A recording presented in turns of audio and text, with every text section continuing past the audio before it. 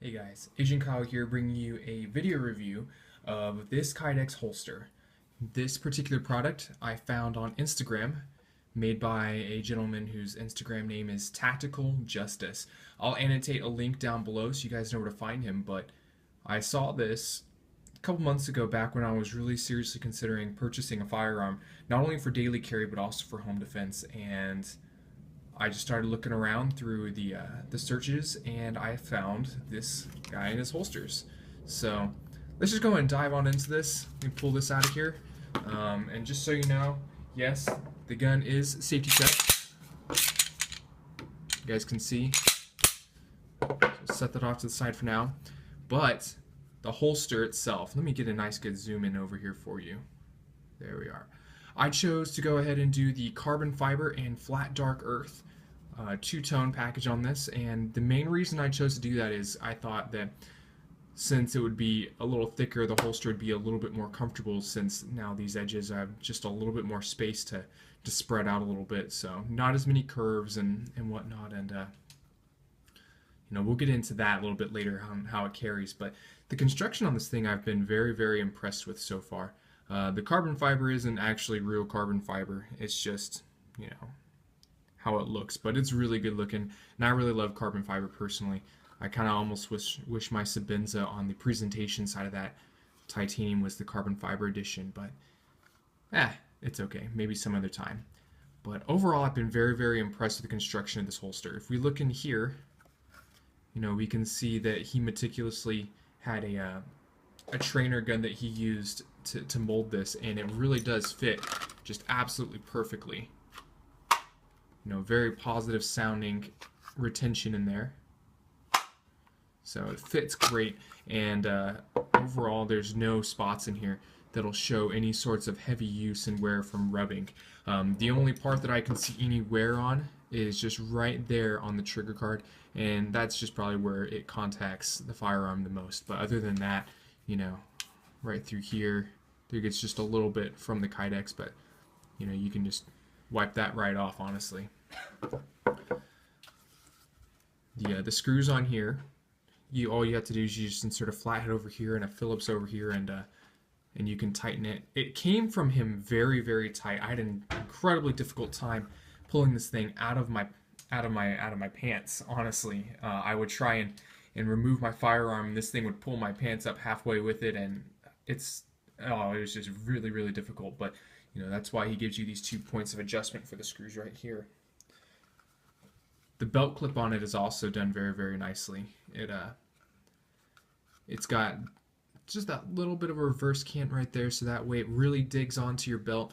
I wear a leather belt as my daily carry, or not my daily carry, excuse me, my daily wear item, and I have no issues with this at all. I'm probably going to be switching out to something more of a nylon that gives a little bit more of an adjustability range on it, since where my belt loops fall, or not my belt loops, sorry, the little holes in my belt fall. If I leave it too loose, because it is a Glock 19, it tends to pull my pants down just a little bit. But no issues with the clip here, and it adjusts in and off, or on and off your belt really easily, just with that retention clip there. So overall, I'm pretty satisfied with it. Something that I also really like about this holster, and as I said previously, the gun is clear, is if we look right down there, we see that we have all this space for the sights, so that way you can install larger sights and you have no risk of it running against the Kydex holster itself. Let me pull off of that. There we go, guys. So overall, I'm very impressed with this holster as a whole. It carries really well, and I honestly, if you want just the most comfortable holster to carry, I really don't recommend Kydex. I'm over 6 feet tall, 150, 160 in weight, and this holster is a little tough for me to carry, mostly because my frame is just so thin that I have to carry it in my 4 o'clock position, and even then, it's still not the most comfortable thing ever because it rubs against my hips. So in that aspect, it's alright, but I really do like Kydex as a whole for the holster. It's very tough. As you can see, you can bend it, but you can't really break it. I know Go Custom Knives, he's got a video which I'll annotate down below as well. He has a video of him just completely abusing some of the knife sheaths that he makes for some of his that just didn't quite pass his inspection. And Kydex is really tough, and I really recommend it. So it's because it's a plastic and it's rigid, it doesn't absorb moisture, and it also holds up very well over time. So something that I also really like about this is if you go to his Instagram page, you'll see that some of these have really sharp corners on them, and I, in a note, asked him to go ahead and round off all these sharp edges.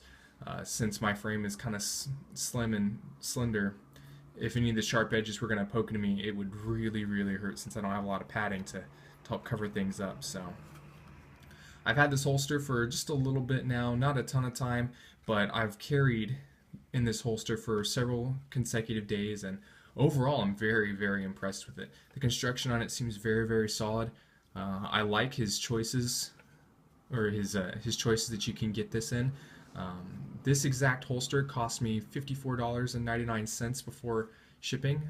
Then that's for the two-tone here, and something that I really recommend that you kind of look into before you go and buy a two-tone holster is, for me, for my carry, I almost find this holster just a little bit thick, and I know that it's, you know, barely anything there as far as the extra layers of Kydex goes, but for me, since I do have to tighten my belt up all the way, otherwise it pulls my pants down, if I had just one layer of Kydex there, I think that it would be a lot more comfortable to wear, since I still have to cinch up my belt all the way, but it's okay. I mean, I don't mind too much at all. So the carbon fiber, also to get that on there, costs an extra $5. So if you were just to go with just the standard Kydex colors, say flat dark earth and a Kydex black, it would only cost you $49.99.